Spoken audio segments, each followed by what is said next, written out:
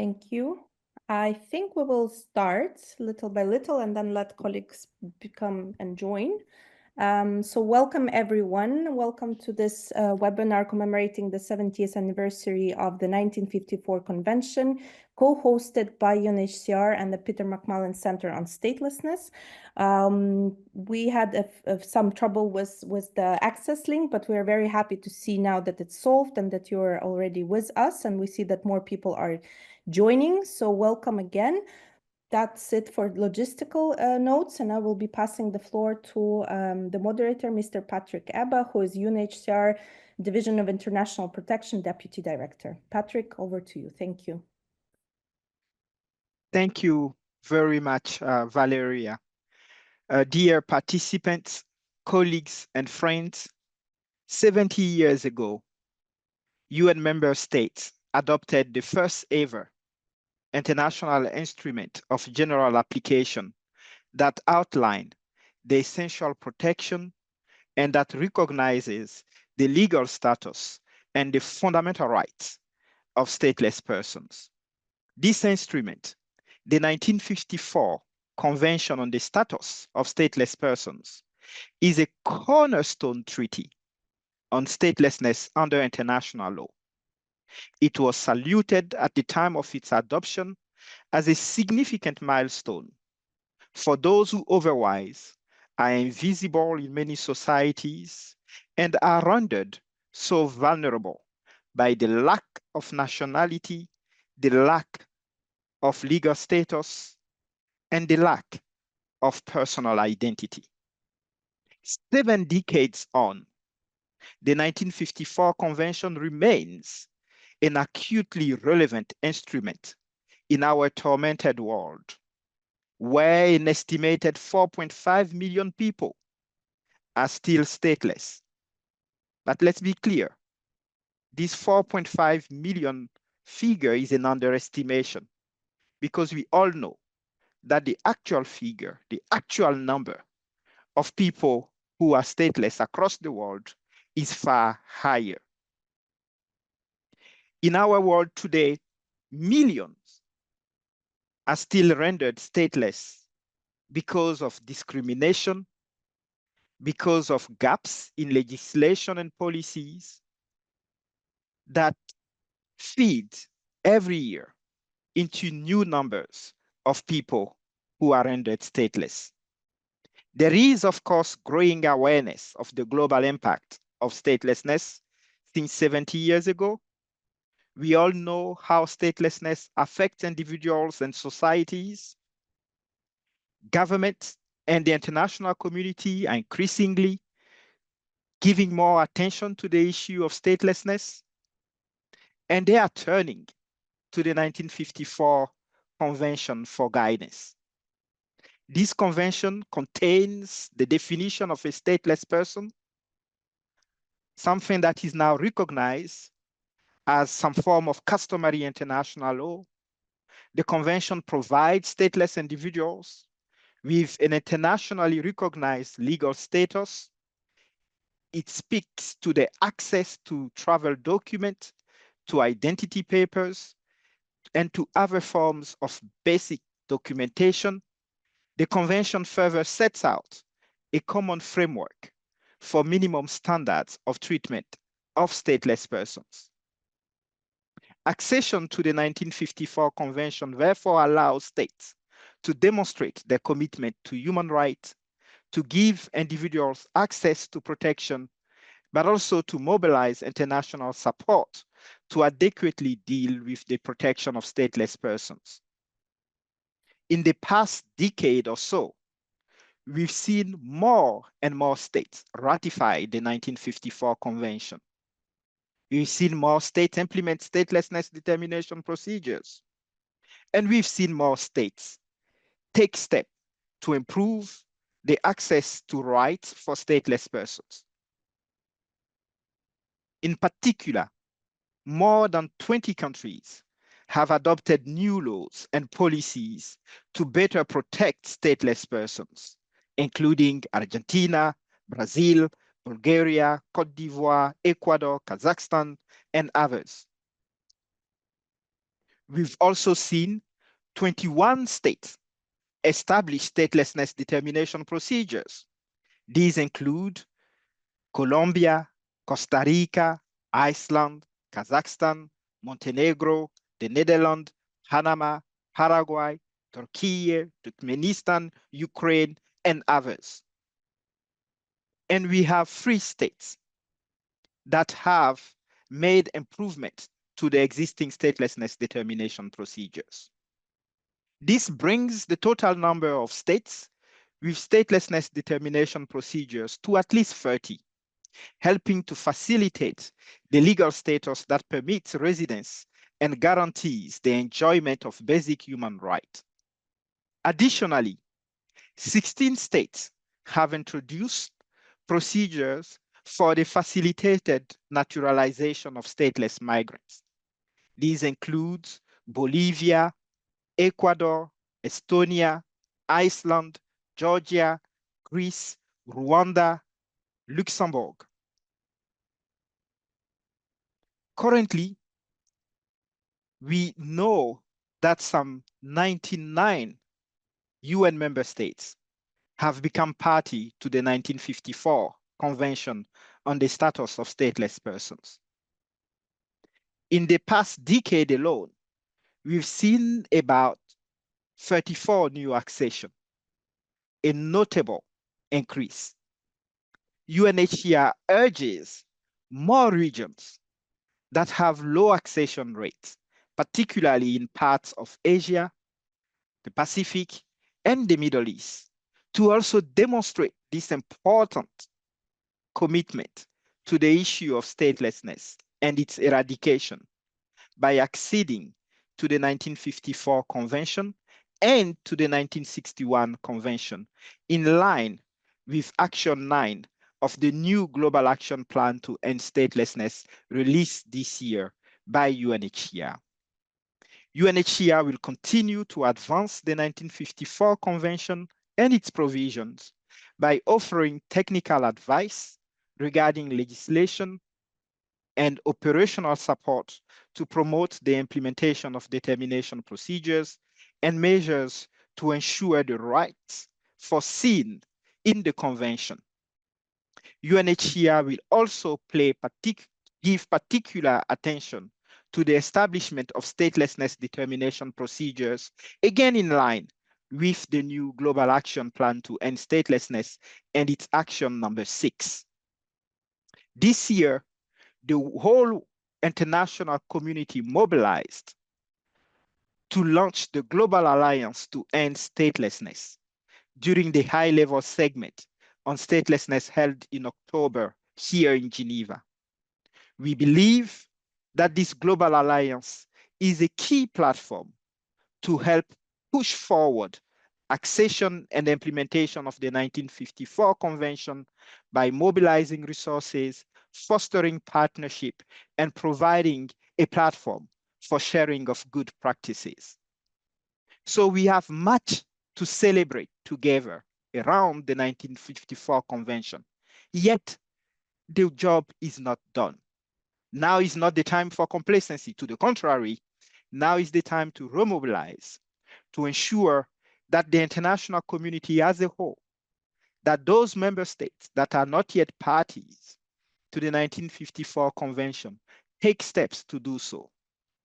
That the great majority of countries in the world that do not have statelessness determination procedures consider to do so. That the great majority of countries in the world that continue to fail to uphold the rights of stateless persons change course and take appropriate legal, policy, and other measures to fulfill the rights of stateless persons. And to help us reflect on the meaning of this 1954 Convention, to help us discuss progress, challenges, issues, and the continued relevance of this convention, we have with us today a panel of 5 distinguished experts, academics, activists, representatives of government who will help us through this dialogue on this symbolic day. I will now be turning to the first one of our panelists, who is Nosisi Dube. Nosisi, it's great to see you again, and thank you for agreeing to join us today. Colleagues, Nosisi is an advocate for stateless communities in Kenya. She holds a bachelor's degree in economics from the University of Nairobi. And let me tell you all, Nosisi is the first Shona woman in Kenya to achieve this significant milestone. Congratulations again, Nosisi. Nosisi was formerly stateless, but now has been granted nationality. Also thanks to the advocacy and efforts of her communities and herself. And Nosisi, we understand that you've now recently joined UNHCR as an intern, so congratulations on this other milestone. And Nosisi, we would like for you to share with us, based on your own experience, how you believe that upholding the human rights of stateless persons under the 1954 Convention and other human rights treaties benefit both the individuals as well as the states where they live. How is it that the exercising, Nosisi, of your own right to education has impacted your life? And why do you believe that this right is also particularly important for stateless persons, the right to education? So with this, over to you, Nosisi.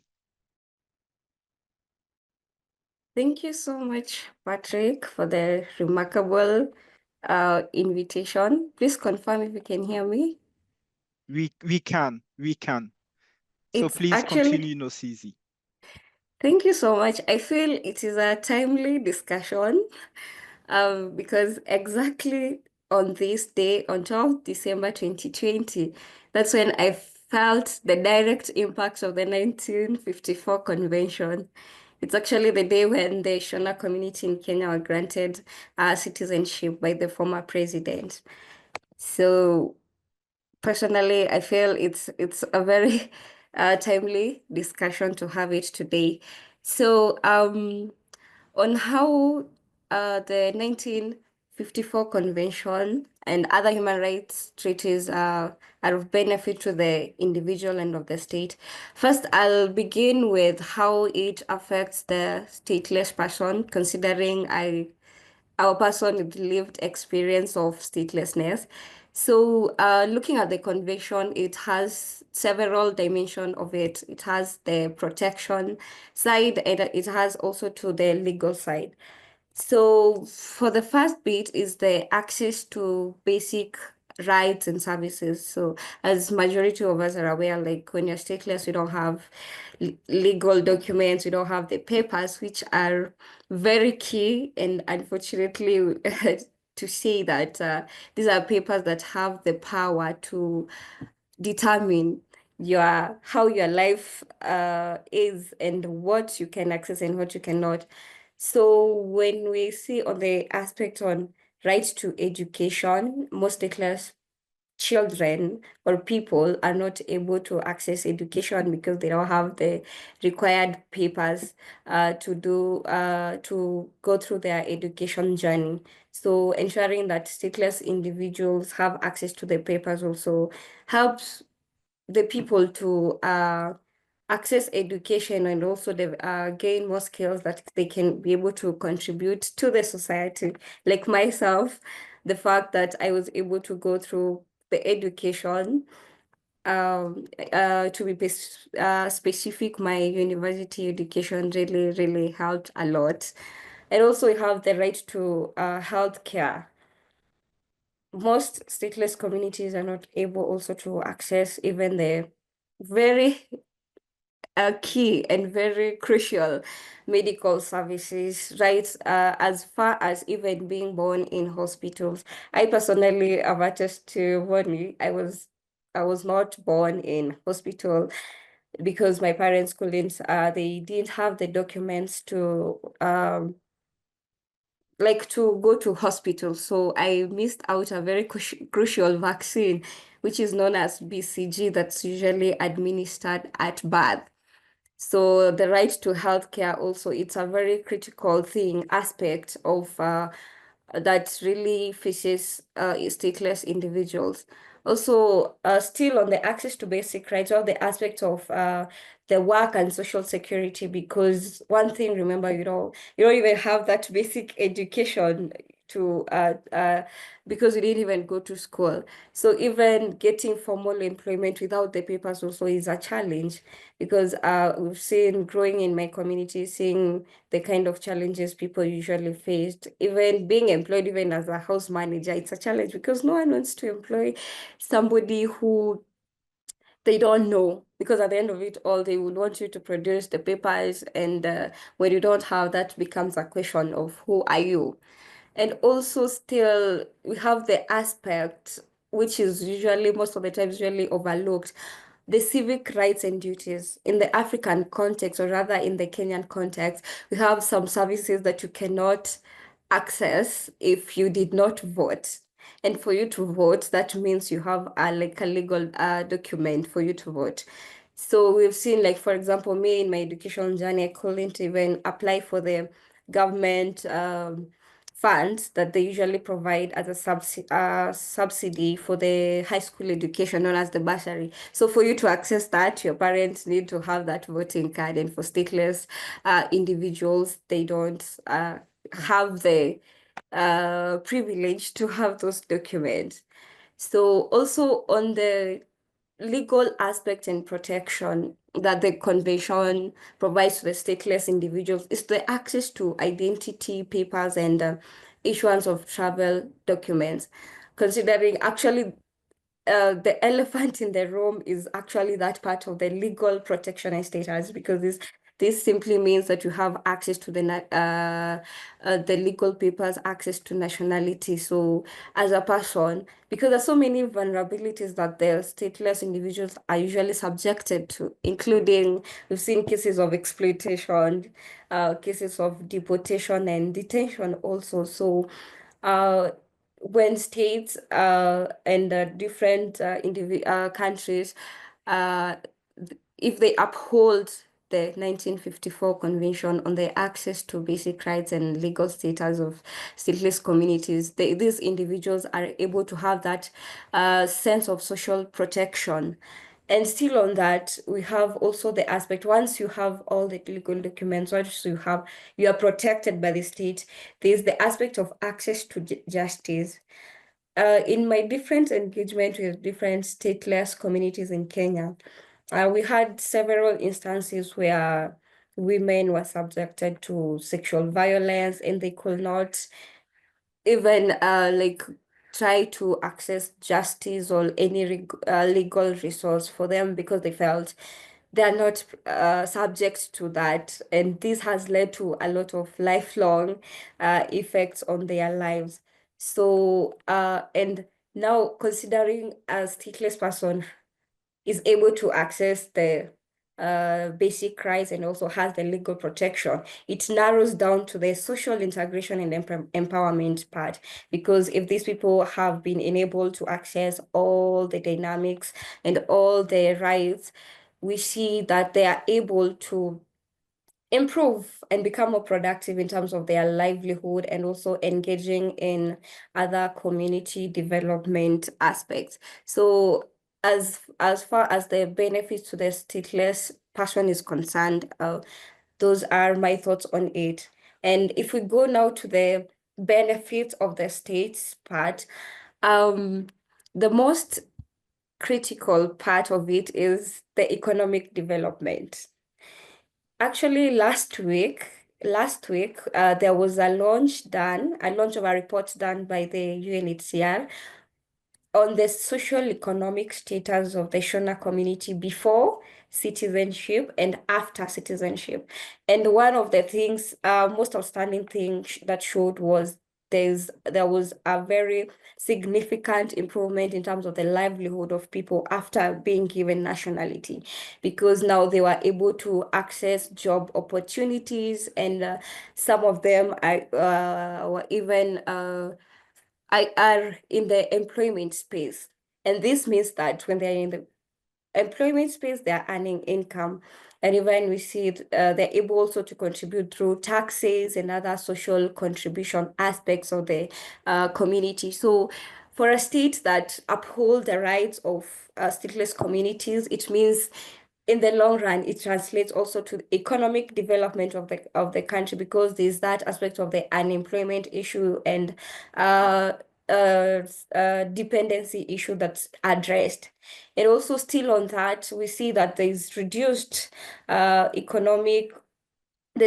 social and economic long-term cost, because there's that cost that comes with marginalization of communities for a particular country in cases of emergencies. Say, for example, what we saw during the COVID-19 pandemic, whereby there are a lot of relief mechanism that's required for the marginalized communities. So for a state that really upholds and makes effort to try and address this, they are able to reduce the long-term cost that comes with addressing statelessness. And also, as because the convention itself defines who is a stateless person, and also it acts like a legal framework of the mechanism that is supposed to be followed in terms of addressing statelessness. So we see for a state, this means they'll be able to prevention of statelessness and migration issues, because it actually cuts across. We have stateless individuals, they actually migrate in several circumstances as they seek for protection and also trying to access more opportunities. So you see, for a particular state, there are a lot of irregular migration flows and some of exploitation cases. So when their convention is upheld, we see that such issues are addressed, and also the state is able, if, say, for example, Kenya right now, they're making efforts to address statelessness. So this means Yeah, in no, this is future. excellent, Nosisi. Yeah, I will ask you to quickly round up here, but thank you. Please, I give you 30 seconds to conclude, and then we will move to the next speaker. But this is really excellent. Please, over to you, Nosisi, for your concluding words. Okay, thank you so much. So maybe I think about the last part of the question about how exercising the right to education impacts the stateless communities. So we see access to economic opportunities, we have economic mobility. So as education really stands, it's the key to a lot of aspects in life. Thank you so much, Patrick. Over No, to you. thank you again. Thank you again, Nosisi, for these words, for speaking to your personal experience, but importantly, for also speaking to the change and impact that comes with gaining citizenship. And thank you for mentioning the Shona Repeat study, as we refer to it, which is a study that describes the situation of Shona communities in Kenya a month after they have been granted citizenship in Kenya in comparison to the situation before. That change in legislation and situation occurred. And I'm taking this opportunity to ask colleagues in the statelessness section at UNHCR, Monica and colleagues, whether it's possible to put a link to the study so others who do not have access to it can also look at it for themselves. And this takes us, colleagues and friends, to our second speaker. And it is a true pleasure to hand over and introduce Ellen Lambert, who recently joined the Peter McMullin Centre as its director. Ellen is an eminent legal expert in the areas of asylum, refugees, migrant, statelessness, as well as on issues of nationality. Ellen has acted as a consultant for UNHCR, for the Council of Europe, for the European Commission on numerous occasions. Her latest book on international refugee law and the protection of stateless persons, co-authored with Michelle Foster, who some of you will know is the former director of the Peter McMullin Centre, is known as a key contribution to the scholarship in this particular area.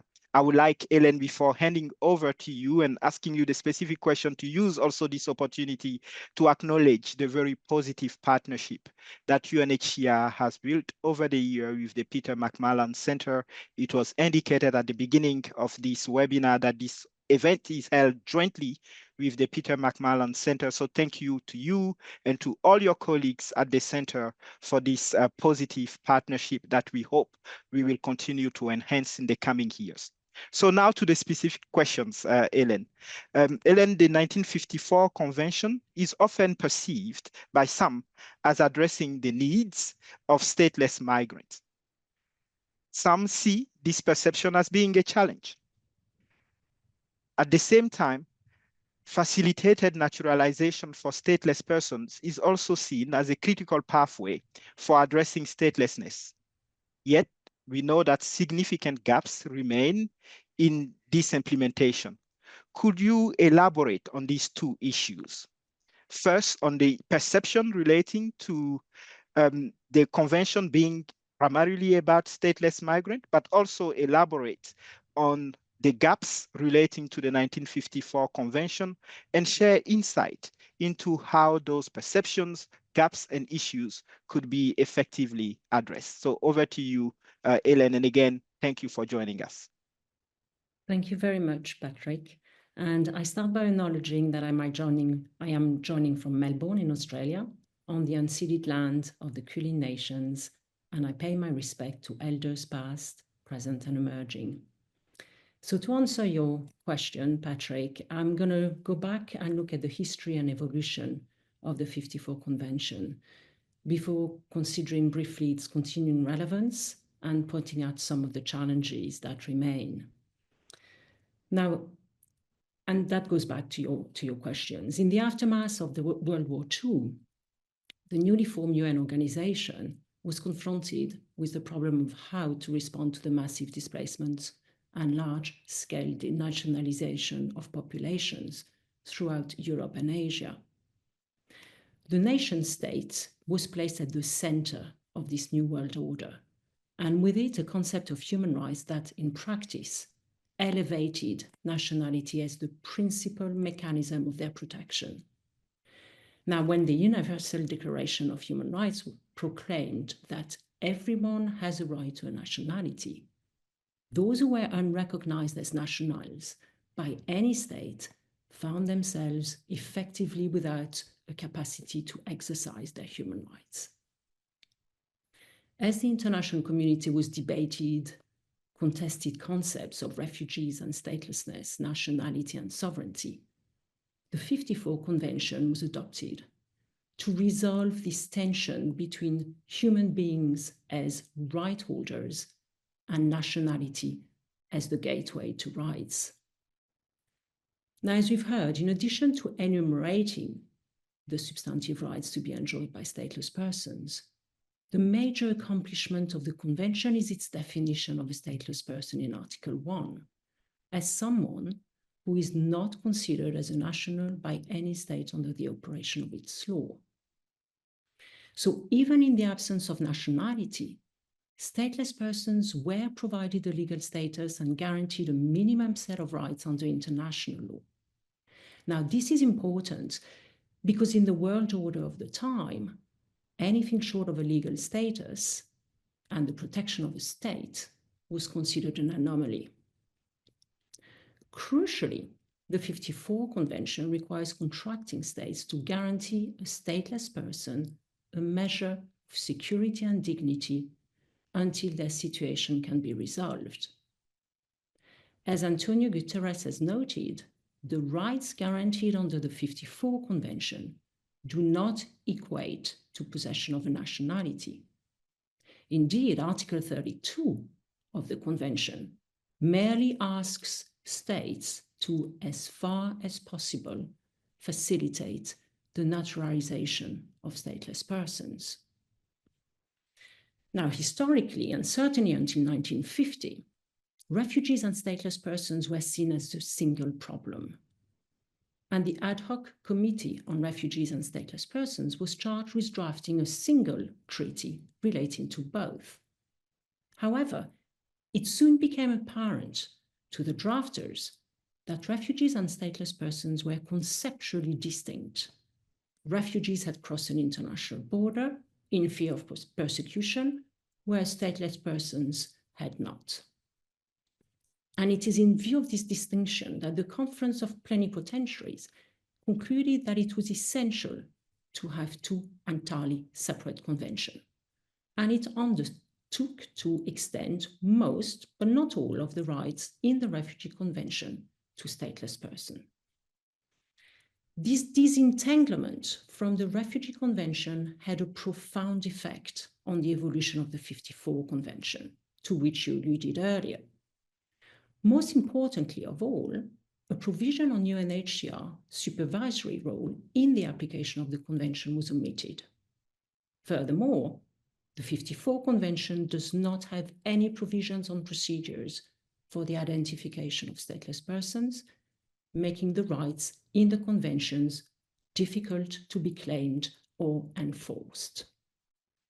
So without such mechanism, the 54 Convention entered what has been described by one scholar as the long period of neglect. This lasted 4 decades, during which the international community was more concerned with the cross-border movement of refugees than the proliferation of statelessness.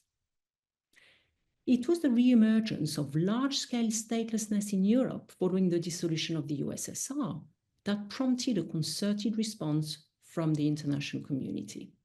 However, it wasn't until 1996 that UNHCR obtained a truly global mandate on statelessness from the UN General Assembly, thereby closing the enforcement gap that had limited its effectiveness. Since then, UNHCR role has taken the form of promoting the adoption of the Convention and developing authoritative guidance on implementation, specifically on the definition of a stateless person and on procedures for determining whether an individual is a stateless person. These guidelines were consolidated in 2014 into a handbook.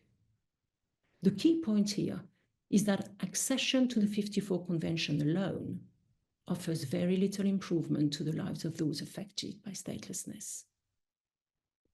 Also in 2014, UNHCR launched its I Belong campaign and Global Action Plan to end statelessness by 2024. So we're actually celebrating a double anniversary this evening. These, together with the handbook, raised awareness about two crucial distinct solutions for states to implement. First, the requirement that stateless persons be procedurally addressed distinctly from migrants and refugees. And second, the need for legislative responses to stateless persons in situ. Now, I'm conscious of time, so I'm going to fast forward to today, November 2040. The conclusion of the I Belong campaign has been swiftly followed by the Global Alliance to End Statelessness. This was launched in October earlier this year. Taking a multi-stakeholder approach to resolving statelessness as its starting point, the Global Alliance builds on the heightened awareness of statelessness as a significant human rights issue, and it compels accelerated action by the global community to resolve it. Crucially, those with lived experience of statelessness have been involved in its design and are central to the way in which it is intended to operate. The Peter McMullin Centre is a proud member of the Global Alliance and looks forward to making a robust contribution through its role as a co-lead of the Alliance thematic working group on the human rights of stateless persons, hoping to make the promise of the rights contained in the Convention a reality for more stateless persons. As final remark, the 70th anniversary of the adoption of the 54 Convention has arrived with a measure of success, but much work still to be done. With upward of 4.5 million people stateless, the Convention is more relevant today than ever. As noted by Patrick Eber, accessions to the Convention and the implementation by states of status determination processes have gained momentum. While the conferral of the status of stateless person under international law offers certain people a certain protection, the end goal, especially for in situ stateless persons, is the recognition by the country in which they're residents of their right to belong as nationals. And this brings me on to some of the remaining challenges, and I'll mention three in particular. The first speaks to this right to belong I've just mentioned, and the need for international guidance, which is currently lacking, on what is meant by the obligation of states to facilitate naturalization under Article 32 of the 54 Convention. The second relates to the extent to which stateless persons in state parties to the 54 Convention do actually enjoy the rights listed in the Convention. And in the few states that do respect these rights, the need for evidence-based to understand the role of the enjoyment of rights that it plays in accelerating the resolution of statelessness. Finally, the way in which the 54 Convention continues to be seen by some working in the field as being only relevant to stateless persons in a migratory context is problematic, because it obscures the fact that states parties also have obligations to in situ stateless persons.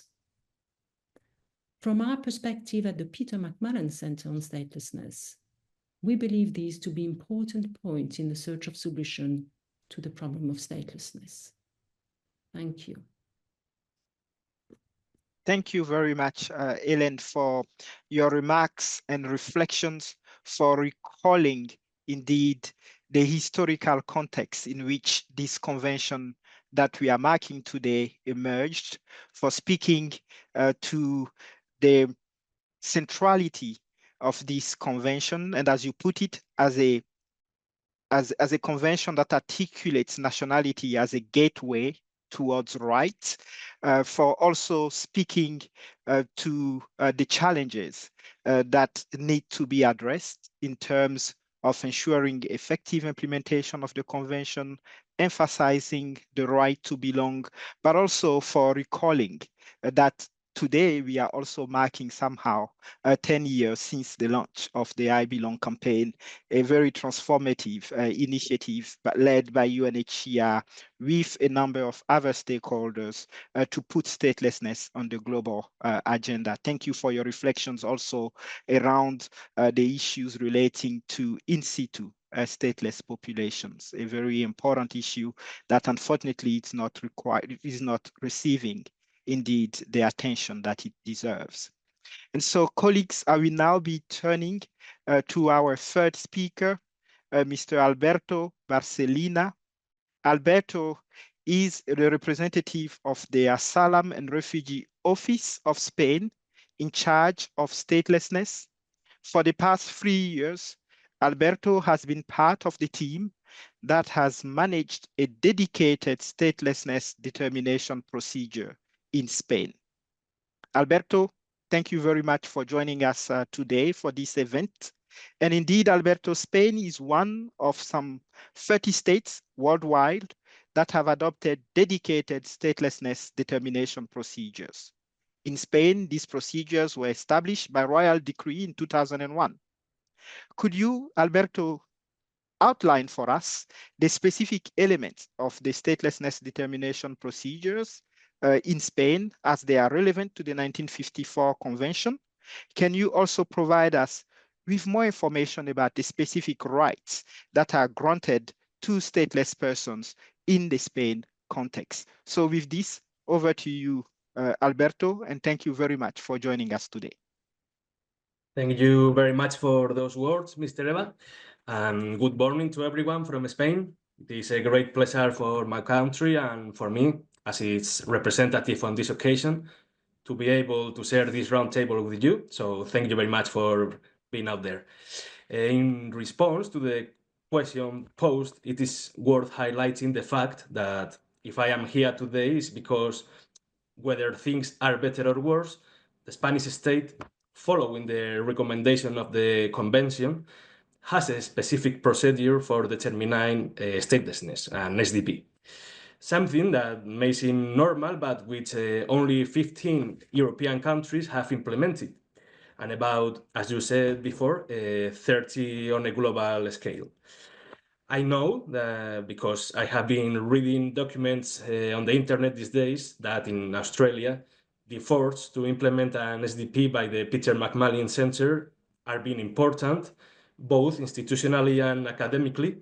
And that's why I applaud these efforts and encourage you to continue with them, since the situation of many people depends on them.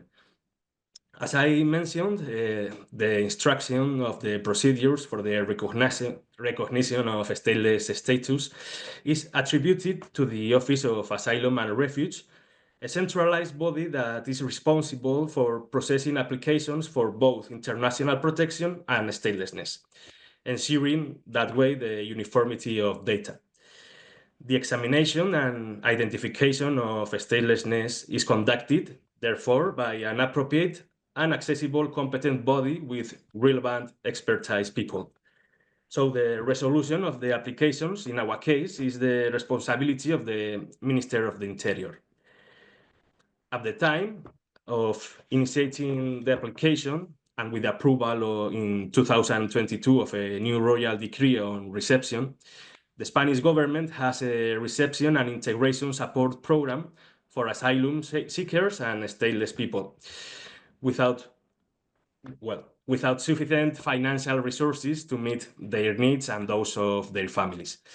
For almost 2 years, they will be provided with accommodation, social care, psychological support, training aid, and language classes or support in finding employment.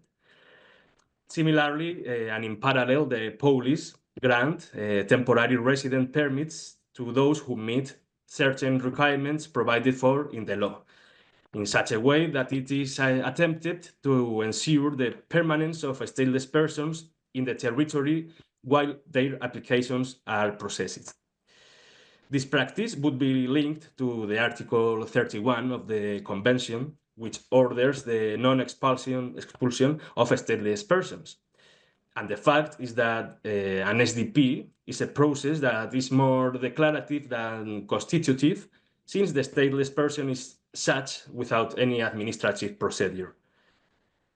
Once the application has been processed and the person has been recognized as stateless, the protection status granted to a stateless person reflects international standards, giving them the right to reside in Spain and to carry out work, professional and commercial activities in accordance with the provisions of immigration regulations.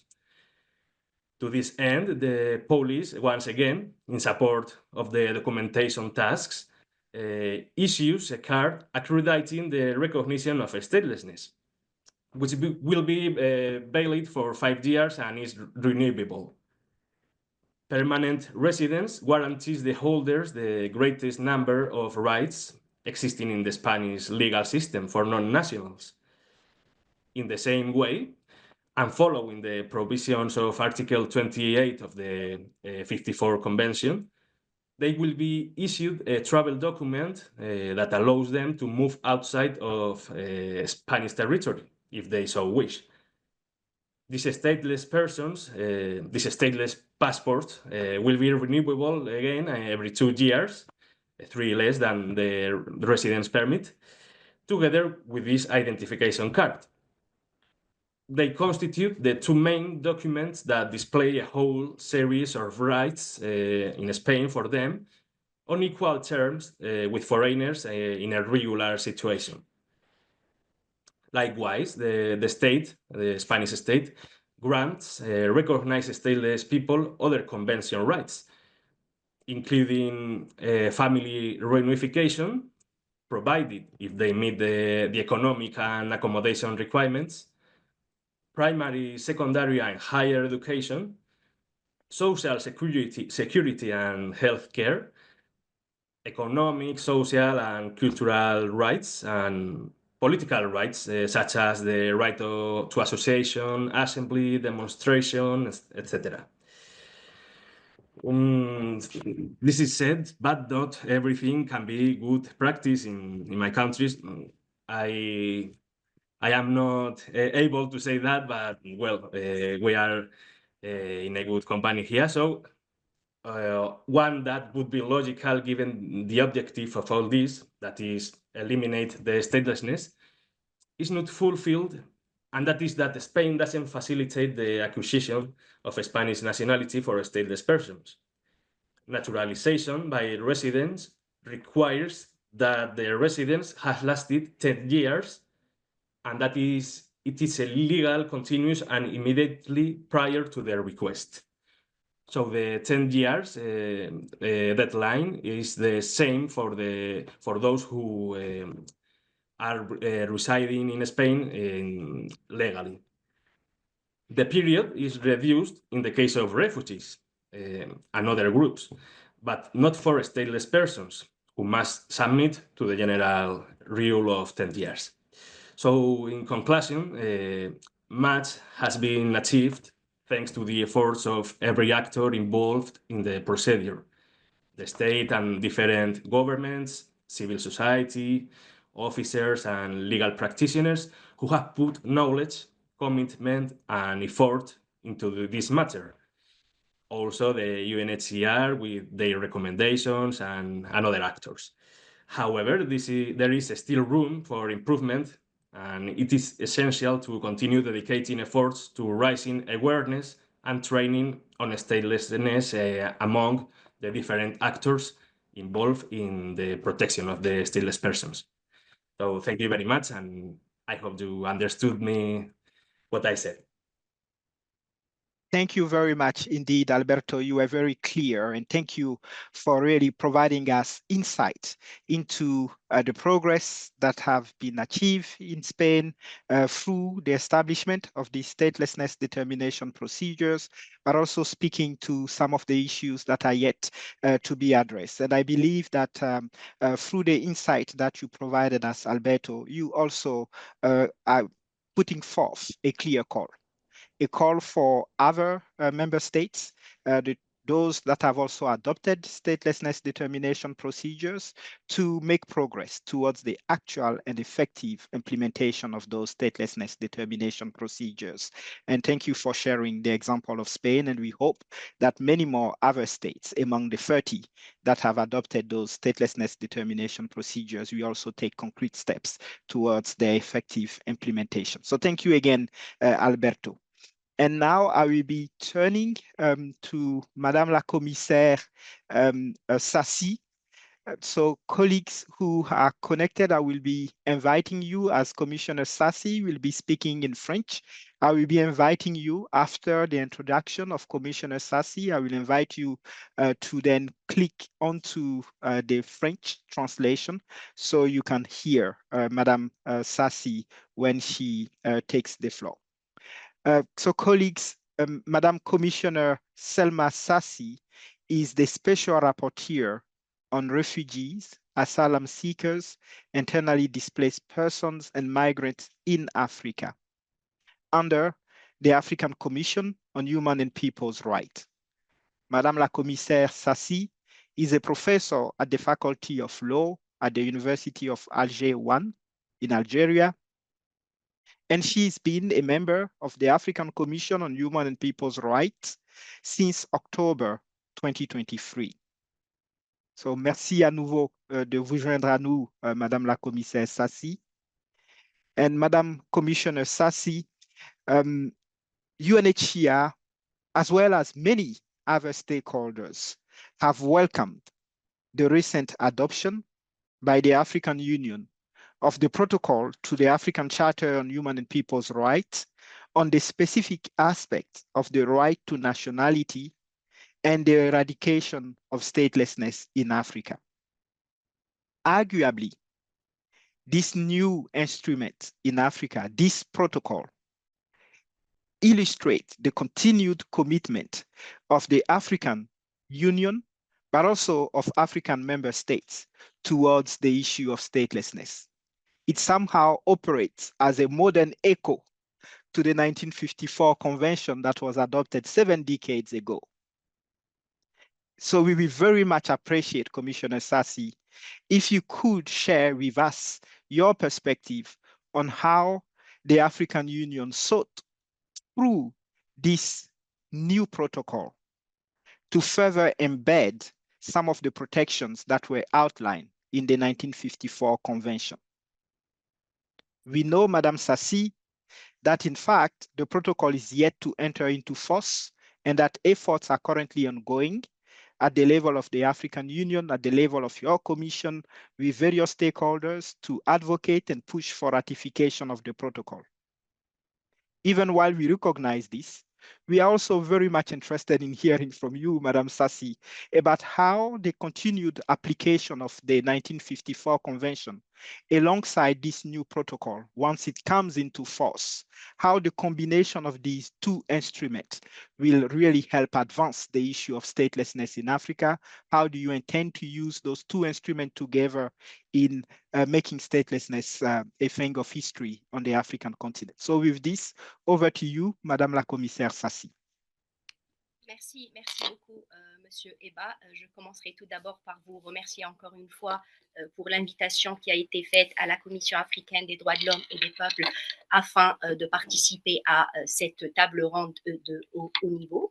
Et je vais peut-être essayer de répondre à l'ensemble des questions qui m'ont été posées. Et peut-être avant cela, je voudrais peut-être insister un petit peu sur la particularité du continent africain relativement à la question de l'apatridie. Et relativement à cela, peut-être rappeler les principales causes de l'apatridie dans le continent africain, qui sont d'ailleurs très diverses et très variées.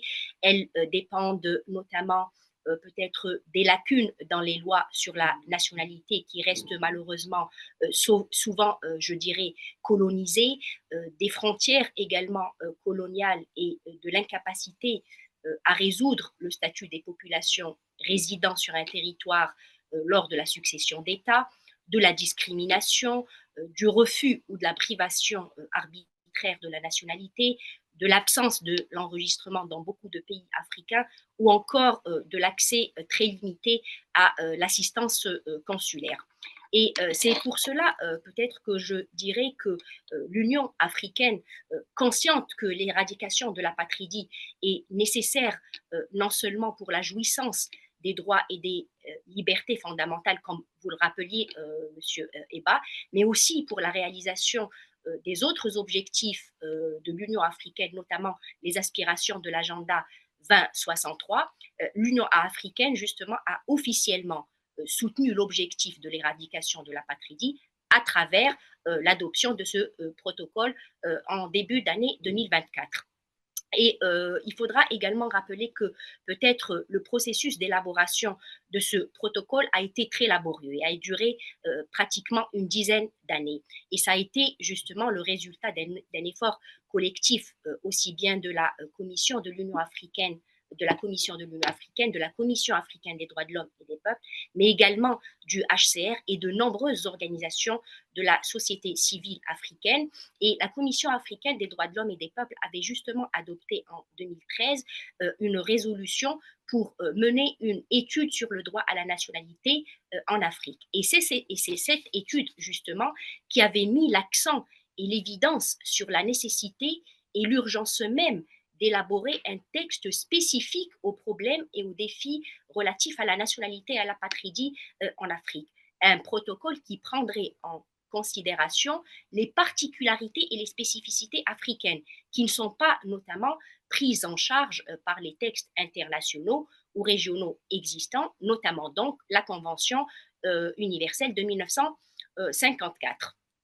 Et peut-être que si on revoit un petit peu ce protocole qui a été adopté en 2024, et qui n'est pas encore entré en vigueur, si on revoit un petit peu les dispositions de ce protocole, nous allons retrouver non seulement des dispositions génériques, générales, qui existent dans la Convention de 1954, mais nous allons également retrouver des dispositions clés et spécifiques au continent africain et qui en font justement la particularité de ce nouveau protocole, telles par exemple les questions qui prennent en charge l'apatridie, ce que nous appelons l'apatridie transgénérationnelle, les questions spécifiques également aux populations nomades et transfrontalières, des questions procédurales relatives au droit à la nationalité. Et donc, ce sont ces questions même, ces spécificités qui vont faire de cet instrument un instrument complémentaire à la Convention de 1954.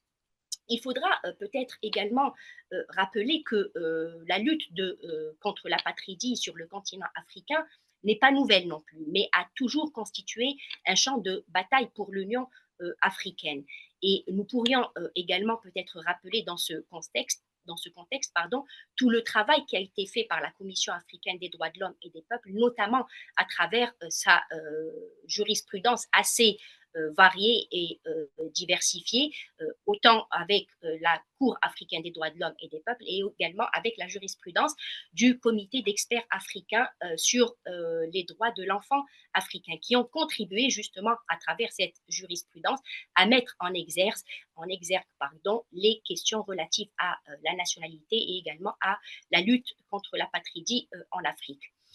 Il faudra peut-être également rappeler dans ce contexte toute la réelle volonté politique, je dirais, la réelle volonté politique qui existe dans de nombreux États africains pour éradiquer l'apatridie, qui ont entrepris de nombreuses réformes législatives pour s'attaquer aux causes profondes justement de l'apatridie, ou encore par la prise de mesures concrètes pour améliorer la situation des apatrides. Nous avions eu en début de cette table ronde le témoignage d'une apatride qui justement nous a expliqué un petit peu comment sa situation s'est améliorée, entre autres grâce à certaines dispositions nationales.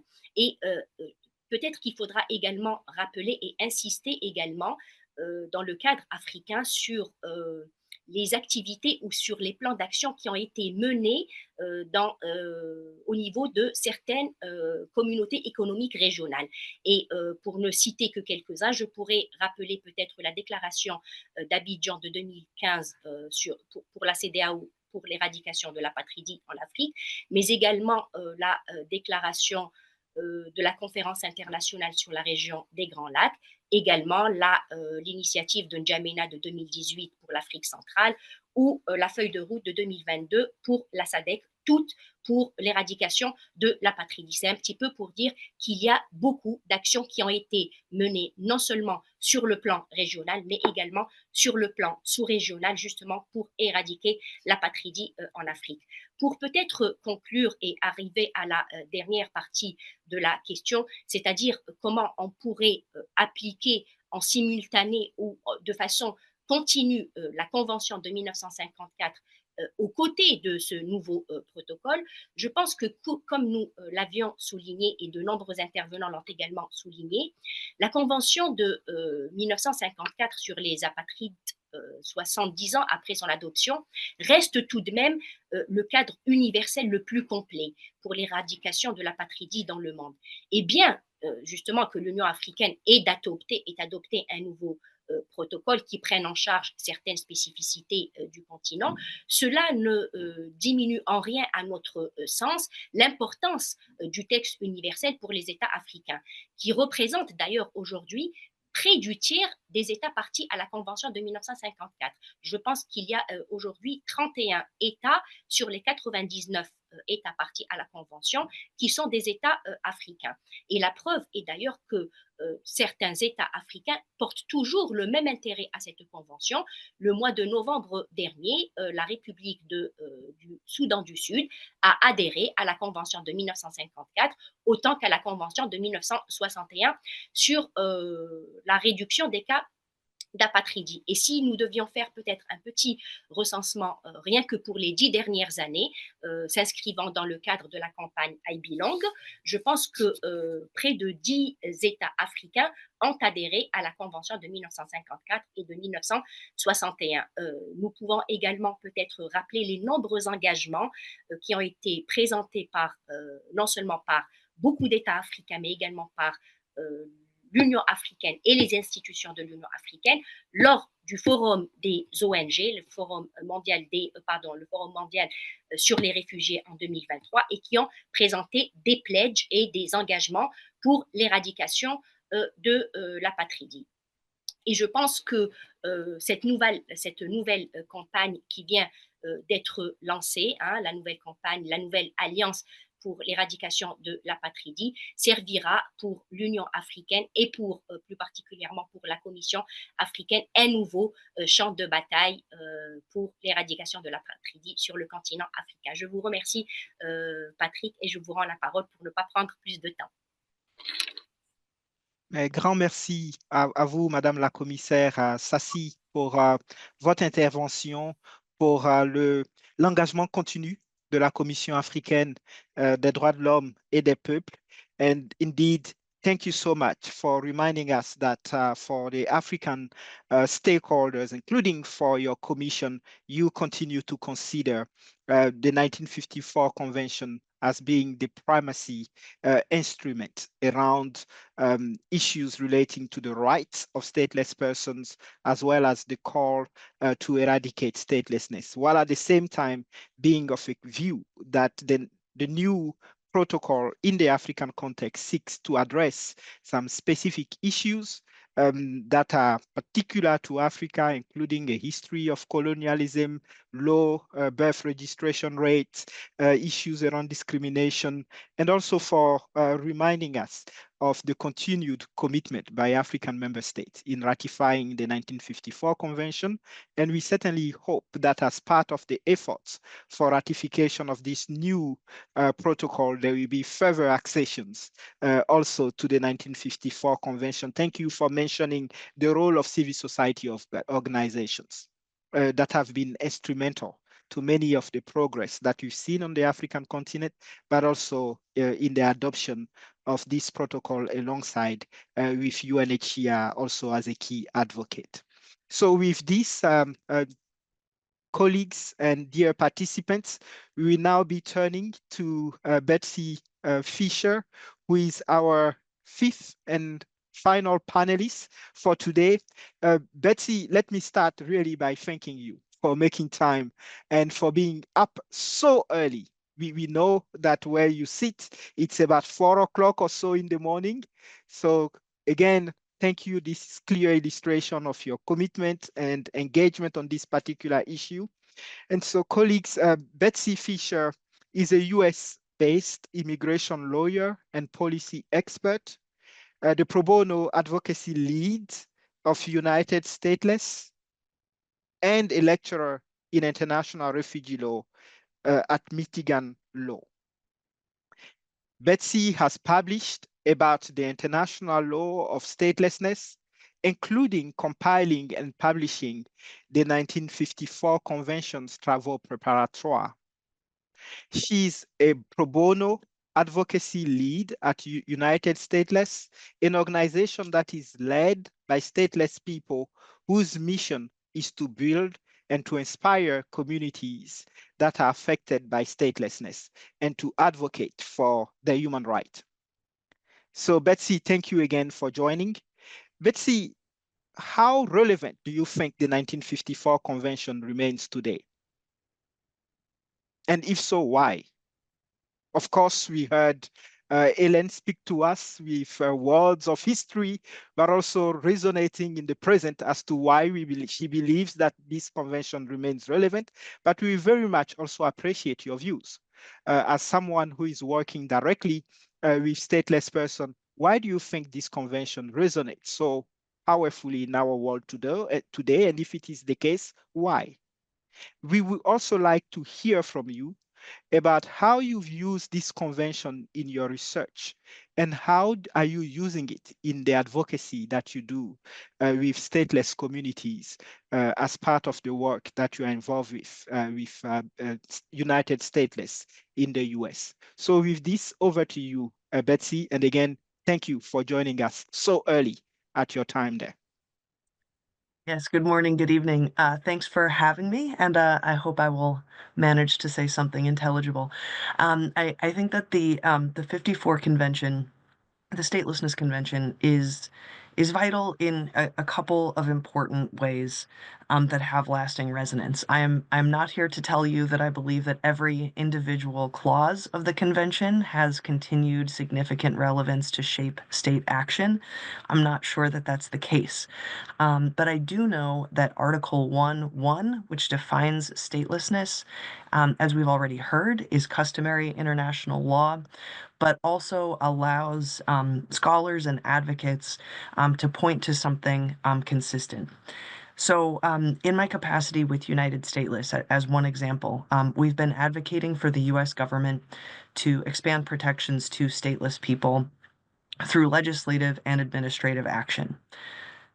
How can we advocate? How can we decide what a protection is if we don't have a common understanding of who will benefit?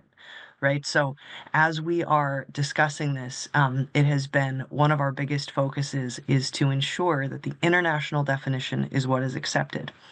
What we very commonly see back when we submit that we want to assist stateless people, what we see reported back is that this measure will protect people who don't have a nationality.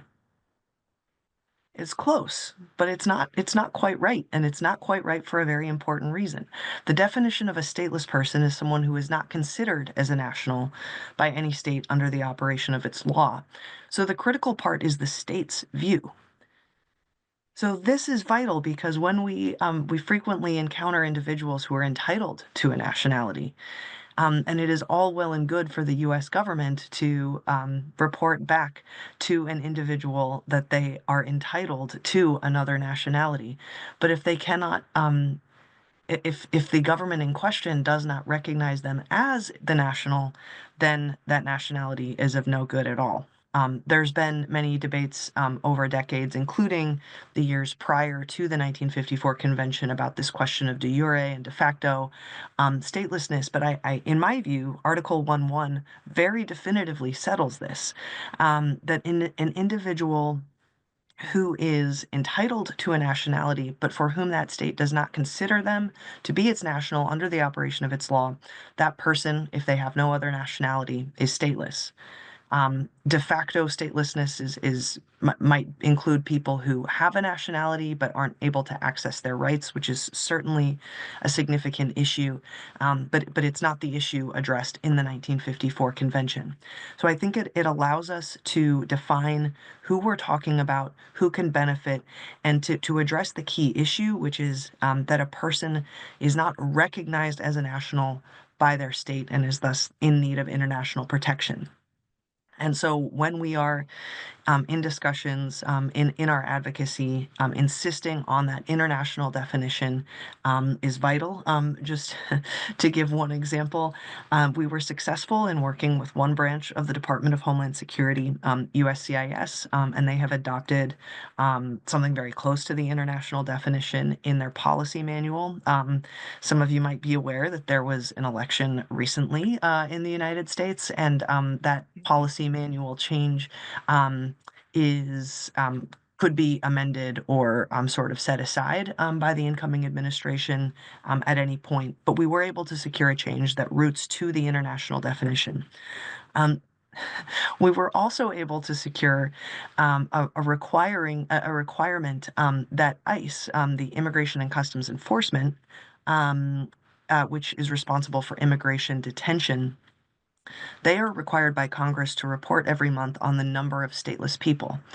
They have not made a formal determination of nationality, and their definition is basically what I said earlier as the incorrect one. It's a person who doesn't have a nationality. And so when I checked yesterday, ICE understood that it was detaining 25 stateless people, which I think is a reflection purely of their best guess using that incorrect definition, and certainly is not a reflection of the accurate number of people who are stateless and in immigration detention in the U.S. I'll also note just on the definition of statelessness that this is also extremely important in allowing us to understand that statelessness can include people who are not in an immigration situation, that people might be stateless because they are not entitled to, because they're not recognized as a national, despite not being in an immigration situation, because again, it's about a question of recognition. And in the US, I think United Stateless is increasingly aware that there are people who do not have an immigration story and are stateless in the US because their births were not registered. So people who were born in the US, you may be hearing stories about our precious birthright citizenship that we believe in and will fight to keep. But there is this gap between individuals who have secured recognition and people who are entitled to nationality in the US, as well as we've heard and seen from other parts of the world as well. And two more points very briefly. The 54 Convention shows that statelessness is an independent thing. It's not a subset of refugee law. It's not a subset of human rights problems related to migration. It's a question of a person's status in their country. It's possible to be stateless without ever moving. It is possible to be stateless in the place where your great-grandparents were born. It is possible to be a citizen one day and stateless the next. And we see this from the 1954 Convention standing as its own thing, that there need not be a link between persecution and statelessness, though certainly there is always rights violations involved. There may or may not be a link between immigration. And the drafters were intentional. When they were formulating the convention, they held off and they waited and they waited and they waited. And then finally, at the very end of the drafting conference, they decided to have an independent instrument because of the concern that states might not be willing to sign on to the protocol, a draft protocol on statelessness, if they weren't already members of the Refugee Convention. That has not been a concern that has borne fruit. There are 3 countries that have signed the Statelessness Convention that have not signed the Refugee Convention, so that's a very minor concern. But what it does allow is an independent body of international law on statelessness, providing for the rights of stateless people, standing separately from, though closely related to, the Refugee Convention. And finally, where the 1954 Convention is not omniscient and doesn't tell us things. I think the 1954 Convention conveys what the definition of a stateless person is. It doesn't tell us anything about stateless people. And we've had this wonderful discussion. We've heard from Nosizi about her experiences, but as an ally, as a U.S. citizen myself who is allied with United Stateless and its community members, I think what strikes me is that the 1954 Convention, that definition, while being so vital, it doesn't tell us about the joy, the resilience, the community that stateless people are building. I was just able to spend last weekend with the United Stateless community at a convening, and I'm always struck by the unnecessary and ludicrous restrictions that are placed on people who want to contribute and who want to belong. And yet the ways that people are doing that despite those those restrictions from the law. So the United Stateless community is full of selfless activists and artists and people who are separated from their family, but who have built family connections amongst each other. And so I think as we're talking about the benefits of international law, I want to, in closing, just bring back that the 1954 Convention is valid as a tool for protecting people who, kind of independent of all this international legal jargon, are building lives and community for themselves, despite the challenges that they face. Thank you. Thank you so much, Betsy, for providing us with insight into the work that you are doing together with United Stateless in the US, and also for bringing very vividly your reflections around the role of stateless persons and their voice in this global fight to end statelessness. And indeed, it is excellent to see activists, persons with lived experience of statelessness themselves, like Nosizi and many others in the world, who are bringing this issue on the global stage, on national stage, and ending the invisibility around statelessness and stateless persons. So thank you for your perspective. So on behalf of UNHCR, let me again express our deep appreciation to all of you as panelists, but also to all of the colleagues who were able to join us for today's event marking the 70 years of the 1954 Convention on the Status of Stateless Persons.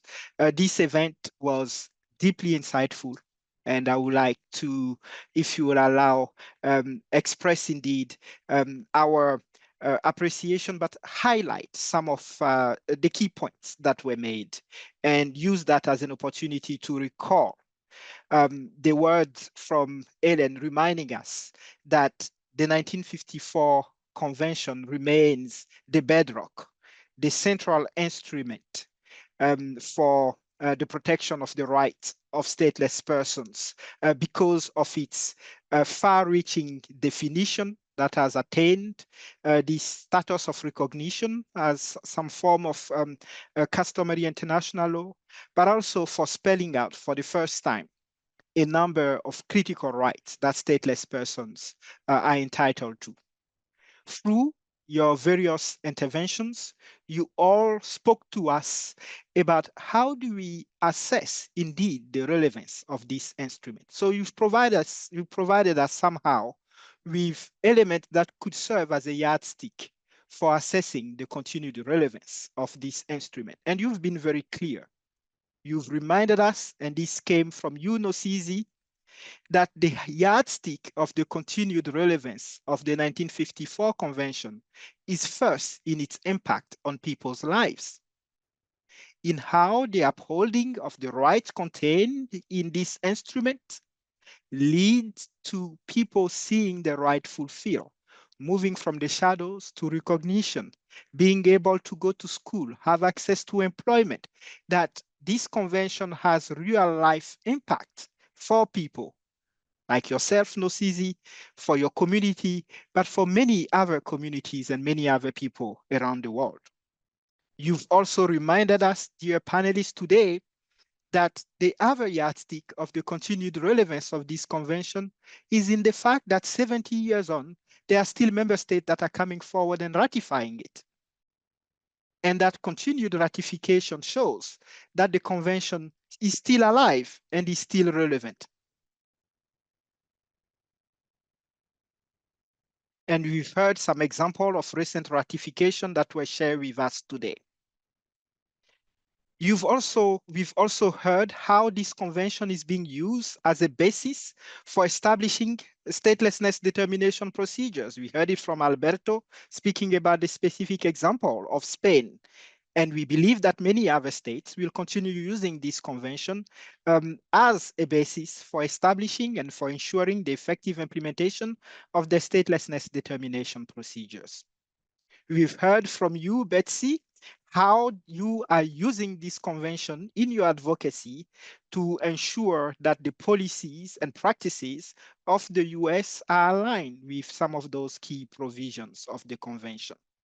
And Commissioner Sassi reminded us of how this 1954 convention is being echoed in the present through the adoption this year of the protocol on the right to nationality and the eradication of statelessness in Africa, and also how this convention will continue to be part of the advocacy and efforts of states in Africa and elsewhere.